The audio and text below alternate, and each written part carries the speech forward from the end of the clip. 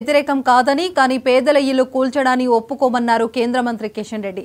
తెలంగాణ సమాజాన్ని అవమానించేలా సీఎం రేవంత్ రెడ్డి వ్యాఖ్యలు ఉన్నాయని ఆరోపించారు. బుల్డోజర్లతో తొక్కిస్తామంటున్నారు. పేదల కోసం తాము చావడానికైనా సిద్ధమేనని చెప్పారు.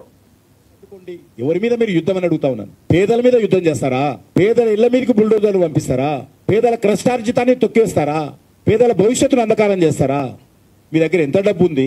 ఉన్న డబ్బుతో రిటైనింగ్ వాల్ కట్టి హైదరాబాద్ సంబంధించినటువంటి డ్రైనేజ్ అంతా కూడా దారి మళ్లించి మూసీలా కలవకుండా మీరు మూసీ ప్రక్షాళన చేయండి. ఆ ప్రక్షాళన చేసేటువంటి కార్యక్రమంలో మొదటి తట్ట మేమెత్తుతాం.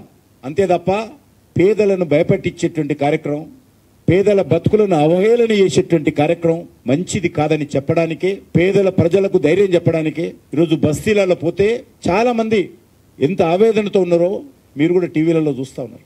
కాబట్టి వాళ్ళ ధైర్యం చెప్పడానికే రేపు నాతో సహా మేమందరం కూడా హైదరాబాద్లో ఉన్నటువంటి మా పార్టీ నాయకులు, ముఖ్య నాయకులు అందరం కూడా ఆ ప్రజల ఇళ్లలోనే వాళ్ళు పెట్టిన తిరుడు తింటామో నిర్ణయం చేసుకున్నాం.